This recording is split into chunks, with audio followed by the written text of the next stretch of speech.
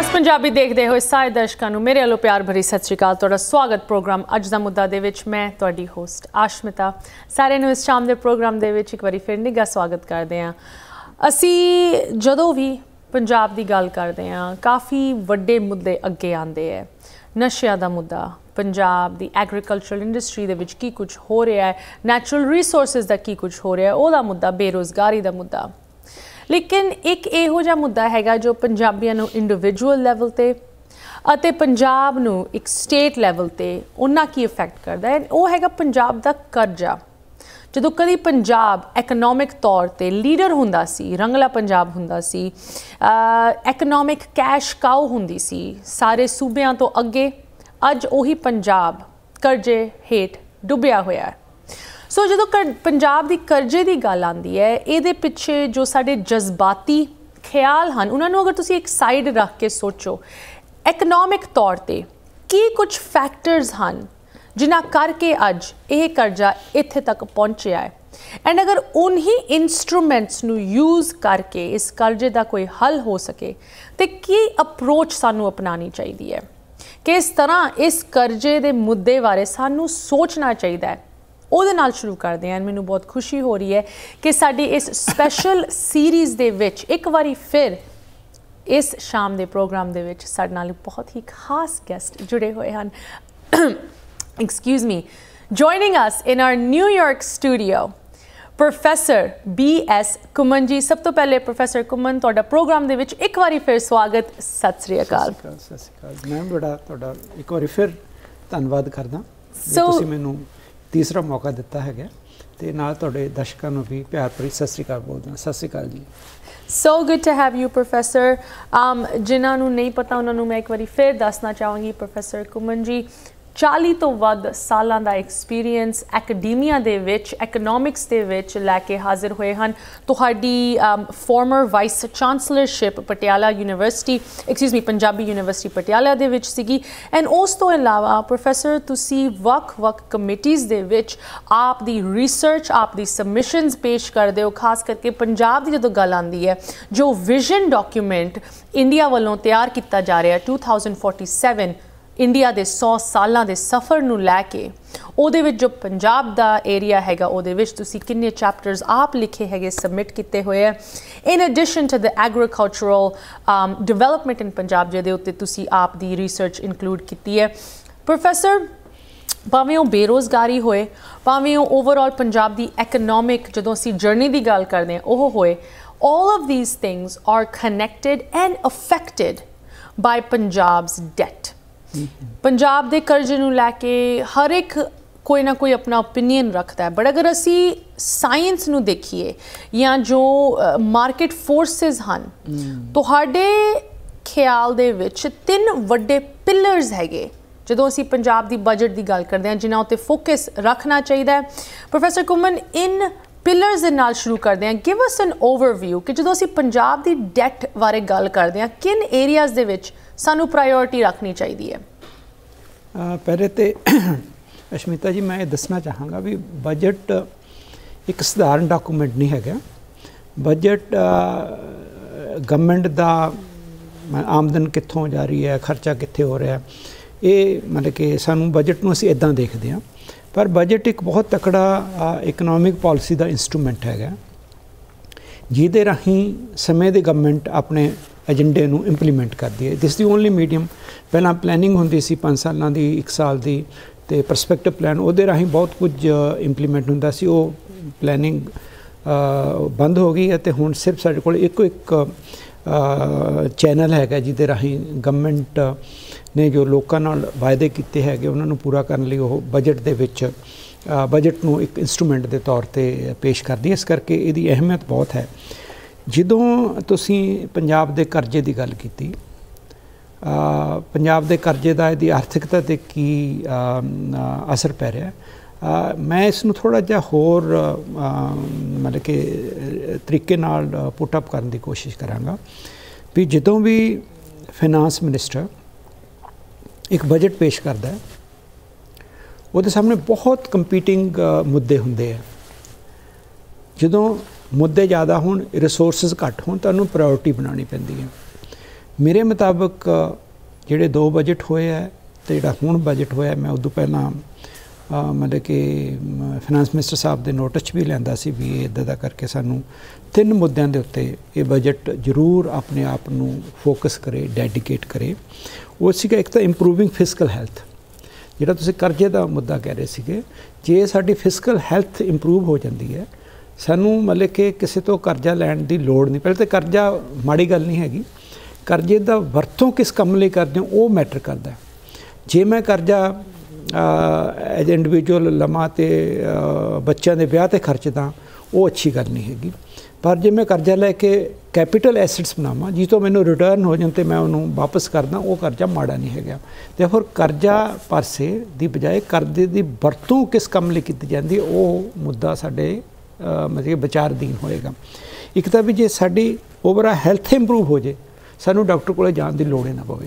एक तो असी ये मेरी प्रायोरिटी है भी साडी फिजिकल हैल्थ इंप्रूव किद्दां हो सकती है। एक पंजाब की जिहड़ी इकनॉमिक ग्लोरी है उन्होंने रीस्टोर कर ली। जे पंजाब की इकॉनमी रीयूमिनेट हो जाए, जे पंजाब की इकॉनमी मतलब कि उदा ही बूम बल चली जाए है ना, हरेक पासे ग्रोथ हो रही है, डिवेलपमेंट हो रही है, तो रिसोर्सिस फाइनैशियल रिसोर्स अपने आप टैक्सिस के राही गवर्नमेंट को आएंगे।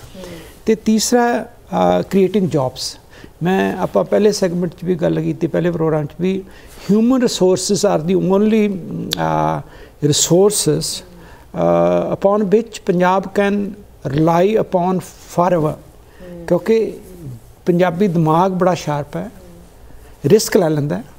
मतलब कि जिहड़ी कम्यूनिटी रिस्क नहीं लै सकती वो कदे डिवेलप नहीं कर सकती। एक एंटरप्रेन्योर है मतलब कि वो रिस्क लैके जाए उन्होंने घाटा पै जाए पर वो रिस्क लैन दी उहदे विच सोचदा नहीं है ना भी मैं रिस्क लवां ना, लै लैंदा वो। इस करके अज की घड़ी दे विच जिस यूथ ने समय की सरकार नूं बड़ा ओवरवैलमिंगली सपोर्ट किया है, तो अज पंजाब की टर्न सरकार की टर्न है भी उस यूथ नूं ओवरवैलमिंगली मतलब कि जॉब्स मुहैया करके दित्तियां जान। वो जॉब चाहे पब्लिक सैक्टर च हो या प्राइवेट सैक्टर च हो, ये गवर्नमेंट ने देखना। पर उन्होंने एक आस है, उन्होंने एक उन्होंने वाल गवर्नमेंट वाल निगाह हैगी है भी सानू हुण जॉब्स आउणगीआं। इस करके मैनूं ये लगदा भी फाइनांस मिनिस्टर अगे अज या कल 3 मुद्दे मेरे मुताबिक एक तो अपनी हैल्थ फिजिकल हैल्थ कितना इंप्रूव करिए, दूजा है भी पंजाब दी इकनॉमिक ग्रोथ नूं रीस्टोर करके कितना 10% के नेड़े लैके जाइए, तीसरा लार्ज स्केल ते जॉब्स क्रिएट कीतियां जान। ये 3 मुद्दे है जिहड़े अज दी डेट दे विच बहुत अहम हैगे आ किसी भी सरकार लई, खास करके फाइनांस मिनिस्टर लई। जी प्रोफैसर कुमन, तुसी इन कन्वरसेशनस नू सब तो हाईएस्ट लैवल ते करदे आ रहे हो, बट अज असी इस मुद्दे नू एक आम तौर पर डिस्कस कर रहे हैं ताकि जो एवरेज जनता हैगी उन्होंने भी समझ होए कि एक्चुअली बिहाइंड द सीन्स किन इंट्रिकसीज़ के बलबूते उत्ते इहो जी कन्वरसेशनस होंदियां। असीं सिर्फ यह कह के कि करजे हेठ पंजाब डुबिया होया है ओह इनफ नहीं हैगा, उस करजे नूं समझण दी लोड़ है। ये करजा आया कित्थों ते असीं इहनूं तार किस तरह सकदे हां। तो पंजाब नूं लैके वख एरियाज़ उत्ते असी डीप डाइव डिस्कशन कर रहे हैं। साडे खास मेहमान प्रोफैसर BS कुमन जी साडे नाल इत्थे न्यूयॉर्क स्टूडियो पहुंचे हैं। प्रोफैसर, भावें Punjab the overall economic journey की गल होए, पंजाब दे विच अनएम्पलॉयमेंट क्राइसिस चल रही उहदी गल होए, या हुण असी जदों इस बजट की गल करते हैं, इत्थे यह डिस्टिंक्शन करनी बहुत जरूरी है कि बजट वर्सिस डैट, कि पंजाब दे उत्ते जो करजा हैगा उन्नू किस तरह असीं वेखदे हां वर्सिस जदों बजट की गल आंदी है उन्नू किस तरह सानू वेखना चाहिए। At the end of the day professor, असी यह तो नहीं कह सकते, खास करके जो साडे दर्शक बाहरले मुल्कां तो जुड़ के प्रोग्राम वेख रहे हैं, कि उन्हां दा डे टू डे कोई रोल हैगा पंजाब दी सरकार अते बजट की जो डिस्कशनस होणियां उहदे उत्ते different is someone who lives in Punjab. उन्हां दा आप दा एक उत्थे रहण वालियां दा एक वखरा रोल है। बट इस चीज़ नूं जदों असीं डिस्कस करते हैं किथे भी बह के, आई डोंट थिंक कि साडे कोल वो बेसिक अंडरस्टैंडिंग भी हाले तक हैगी कि जदों असी फिजिकल हैल्थ की गल करते हैं, जिस तरह तुसीं कहा फिजिकल प्रूडेंस, ओवरऑल हैल्थ का जदों जिक्र होंदा है, इहदे विच सब तो इंपॉर्टेंट की पैरामीटर हैगा ਜਦੋਂ ਤੁਸੀਂ ਪਹਿਲੇ ਕਿਹਾ ਅਗਰ ਤੁਹਾਡੀ ਓਵਰਆਲ ਸਿਹਤ ਠੀਕ ਠਾਕ ਹੈਗੀ ਤੁਹਾਨੂੰ ਹਰ ਰੋਜ਼ ਡਾਕਟਰ ਕੋਲ ਜਾਣ ਦੀ ਲੋੜ ਨਹੀਂ ਹੈਗੀ। ਇਹਦੇ ਵਿੱਚ ਅਗਰ ਤੁਸੀਂ ਪੰਜਾਬ ਦੀ ਫਿਜ਼ੀਕਲ ਹੈਲਥ ਦੀ ਗੱਲ ਕਰਨੀ ਹੋਏ ਕੀ ਇਹੋ ਜਿਹਾ ਇੱਕ ਪੈਰਾਮੀਟਰ ਹੈਗਾ ਜੋ ਤੁਹਾਡੇ ਖਿਆਲ 'ਚ ਸਭ ਤੋਂ ਇੰਪੋਰਟੈਂਟ ਜਗ੍ਹਾ ਰੱਖਦਾ ਹੈ? ਕਿਉਂਕਿ ਆਪਾਂ ਅੱਜ ਦੇ ਪੰਜਾਬ ਦੇ ਅੱਜ ਦੇ ਸੰਦਰਭ 'ਚ ਗੱਲ ਕਰ ਰਹੇ ਹਾਂ ਵੀ ਪੰਜਾਬ ਅੱਜ ਕਿੱਥੇ ਖੜਿਆ, ਤਾਂ ਪੰਜਾਬ ਦੀ ਫਿਜ਼ੀਕਲ ਹੈਲਥ ਦੇ ਵਿੱਚ ਸਾਰਿਆਂ ਨਾਲੋਂ ਵੱਡਾ ਮੁੱਦਾ ਜਿਵੇਂ ਕਿ ਤੁਸੀਂ ਭੂਮਿਕਾ ਜਦੋਂ ਬਣ ਰਹੇ ਸੀ ਆਪਣੀ ਡਿਸਕਸ਼ਨ ਦੇ ਉਹਦੇ ਵਿੱਚ ਜ਼ਿਕਰ ਕੀਤਾ, ਉਹ ਪਬਲਿਕ ਡੈਟ ਦਾ। ਫਿਰ ਡੈਫਿਸਿਟ ਫਾਈਨੈਂਸਿੰਗ ਹੈ ਤੇ ਇੱਕ ਰੈਵਨਿਊ ਡੈਫਿਸਿਟ ਹੈ, ਦੋ ਤਰ੍ਹਾਂ ਦੇ ਡੈਫਿਸਿਟ ਤੇ ਇੱਕ ਪਬਲਿਕ ਡੈਟ। ਇਹਦੇ ਇਰਦ ਗਿਰਦ ਸਾਰਾ ਬਜਟ ਘੁੰਮੇਗਾ।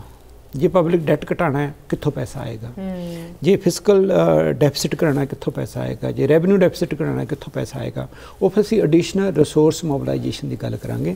ਮੈਨੂੰ ਲੱਗਦਾ ਵੀ ਜੇ ਆਪਾਂ ਇਸ ਸੀਕੁਐਂਸ ਦੇ ਵਿੱਚ ਡਿਸਕਸ ਕਰ ਲਈਏ, ਪਹਿਲੇ ਪਬਲਿਕ ਡੈਟ ਦੀ ਗੱਲ ਕਰ ਲਈਏ, ਫਿਰ ਰੈਵਨਿਊ ਡੈਫਿਸਿਟ ਦੀ ਗੱਲ ਕਰ ਲਈਏ, ਫਿਰ ਫਿਜ਼ੀਕਲ ਡੈਫਿਸਿਟ ਦੀ ਗੱਲ ਕਰ ਲਈਏ, ਇਸ ਆਰਡਰ ਦੇ ਵਿੱਚ ਉਹਦੇ ਵਿੱਚ ਅਸੀਂ ਸਾਰੇ ਬਜਟ ਨੂੰ ਘੁਮਾਵਾਂਗੇ। ਫਿਰ ਠੀਕ ਹੈ ਜੀ, ਉਹਦੇ ਵਿੱਚ ਜਦੋਂ ਐਕਸਪਲੇਨ ਕਰਾਂਗੇ ਤਾਂ ਬਜਟ ਦੇ ਵੱਖਰੇ ਵੱਖਰੇ ਕੰਪੋਨੈਂਟ ਆਪਣੇ ਆਪ ਨੈਚੁਰਲੀ ਫਲੋ ਕਰਨਗੇ ਜੀ। ਸੋ ਜਦੋਂ ਪਬਲਿਕ ਡੈਟ ਦੀ ਗੱਲ ਸ਼ੁਰੂ ਹੁੰਦੀ ਹੈ, ਅਗਰ ਅਸੀਂ ਪਬਲਿਕ ਡੈਟ ਦੀ ਹੀ ਗੱਲ ਕਰੀਏ, ਵਾਂਸ ਅਗੇਨ ਮੈਂ ਇੱਥੇ ਮਾਫੀ ਮੰਗ ਰਹੀ ਹਾਂ ਅਗਰ ਮੈਂ ਓਵਰ ਸਿੰਪਲੀਫਾਈ ਕਰ ਰਹੀ ਹਾਂ, ਪਰ ਜਦੋਂ ਪਬਲਿਕ ਡੈਟ ਬਾਰੇ ਕੋਈ ਵੀ ਸੋਚਦਾ ਉਹ ਸੋਚਦੇ ਉਹ ਵਿਆਹ ਸ਼ਾਦੀਆਂ 'ਚ ਪੈਸੇ ਖਰਚ ਲਏ, ਵੱਡੀ ਵੱਡੀ ਗੱਡੀਆਂ ਲੈ ਲਈਆਂ, ਹੋਰ ਟਰੈਕਟਰ ਲੈ ਲਏ, ਕੀ ਲੋੜ ਸੀਗੀ।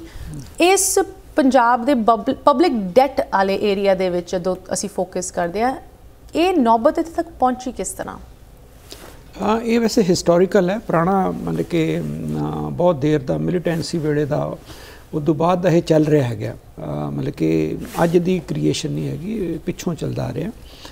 ਅੱਜ ਦੇ ਸੰਦਰਭ ਦੇ ਵਿੱਚ ਜੇ ਅਸੀਂ ਗੱਲ ਕਰੀਏ, ਕਿਉਂਕਿ ਅੱਜ ਦੀ ਜਿਹੜਾ ਤਬਕਾ ਹੈ ਉਹ ਸਾਨੂੰ ਇਹ ਕਹਿੰਦਾ ਵੀ ਸਾਨੂੰ ਇਹ ਤੋਂ ਮਤਲਬ ਕਿ ਰਿਲੀਫ ਮਿਲਣੀ ਚਾਹੀਦੀ ਹੈ।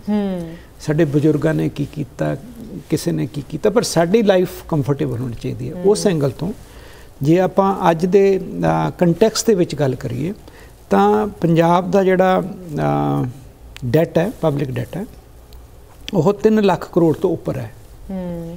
ਹੁਣ ਕਿ ਫਿਗਰ ਐਗਜ਼ੈਕਟ ਮੈਂ ਕਿਉਂਕਿ ਆਡੀਅנס ਨੂੰ 3 ਲੱਖ ਸਮਝ ਪੈ ਜਾਂਦੀ ਹੈ, 3 ਲੱਖ ਤੋਂ ਉੱਪਰ ਹੈਗਾ।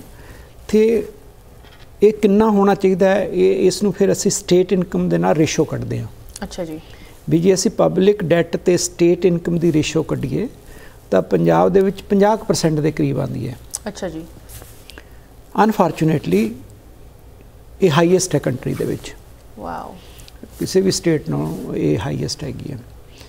ਇਸ ਕਰਕੇ ਸਾਡਾ ਇਹਦੇ ਵਿੱਚ ਫਿਰ Asmita ji public debt servicing ਦਾ ਰੋਲ ਆ ਜਾਂਦਾ ਹੈ। ਵੀ ਜੇ ਤੁਸੀਂ ਇੰਨਾ ਕਰਜ਼ਾ ਲਿਆ ਹੈ ਤਾਂ ਉਹਦਾ ਮੂਲਧਨ ਵੀ ਵਾਪਸ ਕਰੋਗੇ, ਨਾਲ ਨਾਲ ਉਹਦਾ ਵਿਆਜ ਵੀ ਵਾਪਸ ਕਰੋਗੇ। ਜਿਵੇਂ ਪਿਛਲੇ ਸਾਲ ਦੀ ਜੇ ਮੈਂ ਤੁਹਾਡੇ ਨਾਲ ਗੱਲ ਸਾਂਝੀ ਕਰਾਂ ਤੇ ਪੰਜਾਬ ਗਵਰਨਮੈਂਟ ਨੇ 16,000 ਦੇ ਕਰੀਬ ਪ੍ਰਿੰਸੀਪਲ ਰਿਟਰਨ ਕੀਤਾ ਤੇ 20,000 ਦੇ ਕਰੀਬ ਵਿਆਜ ਪੇ ਕੀਤਾ। ਇਹਦਾ ਮਤਲਬ 36,000 ਰੁਪਇਆ ਅਸੀਂ ਉਸ ਕਰਜ਼ੇ ਦਾ ਵਾਪਸ ਕੀਤਾ। ਹੁਣ ਅਸੀਂ ਜੇ ਇਸ ਤੇ ਲਗਾਮ ਨਾ ਕਸੀ, ਜੇ ਅਸੀਂ ਇਹਨੂੰ ਕਾਬੂ ਵਿੱਚ ਨਾ ਕੀਤਾ ਤਾਂ ਅਸੀਂ ਇੱਕ ਪਬਲਿਕ ਡੈਟ ਟ੍ਰੈਪ 'ਚ ਫਸ ਸਕਦੇ ਹਾਂ। ਅੱਛਾ ਜੀ, ਕਿਉਂਕਿ ਫਿਰ ਅਸੀਂ ਕਰਾਂਗੇ ਵੀ ਹੁਣ ਵੀ ਕਰ ਰਹੇ ਹਾਂ ਥੋੜ੍ਹਾ ਵੀ ਕਰਜ਼ਾ ਕਲੀਅਰ ਕਰਨ ਲਈ ਕਰਜ਼ਾ ਲਵਾਂਗੇ, ਕਰਜ਼ਾ ਕਲੀਅਰ ਕਰਨ ਲਈ ਕਰਜ਼ਾ ਲਵਾਂਗੇ, ਉਹ ਤਾਂ ਫਿਰ ਅਨਐਂਡਿੰਗ ਸਾਈਕਲ, ਉਹ ਤਾਂ ਫਿਰ AP ਸੀਰੀਜ਼ GP ਸੀਰੀਜ਼ ਮੰਗੂ ਜਿਵੇਂ ਐਕਸਪੋਨੈਂਸ਼ੀਅਲ ਹੋ ਜਾਂਦਾ ਨਾ।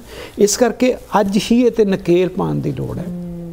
ਤੇ ਮੇਰਾ ਪਹਿਲਾ ਮਤਲਬ ਕਿ ਮੈਂ ਜੋ ਆਪਣੇ ਕਮਿਊਨੀਕੇਸ਼ਨ ਦੇ ਵਿੱਚ ਲਿਖਿਆ ਸੀਗਾ ਵੀ ਫਸਟ ਪ੍ਰਾਇਓਰਟੀ ਜਿਹੜਾ ਫਾਈਨਾਂਸ ਮਿਨਿਸਟਰ ਸਾਹਿਬ ਹੈਗੇ ਆ ਉਹਨਾਂ ਦਾ ਵੀ ਜਿੱਥੇ ਅੱਜ ਹੈ ਇੱਥੇ ਫਰੀਜ਼ ਕਰ ਦਿਓ, ਇਹਨੂੰ ਲੌਕ ਕਰ ਦਿਓ, don't allow to increase even a fraction of it. ਜੀ, ਵੀ ਇਮੀਡੀਏਟਲੀ ਜੇ 50% ਹੈ ਇਟ ਸ਼ੁੱਡ ਨਾਟ ਐਕਸੀਡ 50%। ਫਿਰ ਉਹਦਾ ਰੋਡ ਮੈਪ ਤਿਆਰ ਕਰ ਲਓ ਵੀ ਆਉਣ ਵਾਲੇ 5 ਸਾਲ, ਕਿਉਂਕਿ ਓਵਰ ਟਾਈਮ ਨਹੀਂ ਹੋਏਗਾ, ਕਿਉਂਕਿ ਓਵਰ ਟਾਈਮ ਤਾਂ ਹੋ ਨਹੀਂ ਸਕਦਾ ਵੀ ਗ੍ਰੈਜੂਅਲੀ ਬਿਲਡਅਪ ਹੋਏ ਤਾਂ ਗ੍ਰੈਜੂਅਲੀ ਵਾਪਸ ਜਾਏਗਾ। ਉਹ ਰੋਡ ਮੈਪ ਤਿਆਰ ਕਰਨ ਵੀ ਆਉਣ ਵਾਲੇ 10 ਸਾਲਾਂ ਨੂੰ ਅਸੀਂ ਇਹਨੂੰ 40% ਤੇ ਲੈ ਆਵਾਂਗੇ, ਅਗਲੇ 15 ਸਾਲਾਂ 'ਚ ਟੋਟਲ 25 ਸਾਲਾਂ 'ਚ ਅਸੀਂ 32.5 ਇੱਕ ਨੋਰਮ ਹੈ ਜੀ, ਵੀ ਜੇ ਉਹ ਹੋਵੇ ਤਾਂ ਆਈਡੀਅਲ ਹੈ। ਜੇ 32.5 ਤੇ ਆ ਜਾਏ ਤੁਹਾਨੂੰ ਫਿਰ ਚਿੰਤਾ ਕਰਨ ਦੀ ਲੋੜ ਨਹੀਂ ਹੈ। ਇਸ ਕਰਕੇ ਮੈਨੂੰ ਇਹ ਲੱਗਦਾ ਜੇ ਪਬਲਿਕ ਡੈਟ ਹੈ ਉਹ ਮਾੜੀ ਗੱਲ ਨਹੀਂ ਹੈਗੀ, ਉਸ ਦੀ ਵਰਤੋਂ ਕਿੱਦਾਂ ਕਰਦੇ ਹੋ ਤੇ ਉਹਨੂੰ ਕਿੰਨੀ ਕੁ ਲਿਮਿਟ 'ਚ ਰੱਖਦੇ ਹੋ ਮੈਨੂੰ ਲੱਗਦਾ ਵੀ ਸਾਨੂੰ ਲਿਮਟ ਤੇ ਹੁਣ ਮਤਲਬ ਕਿ ਲਗਾਮ ਕਸਣ ਦੀ ਲੋੜ ਹੈ।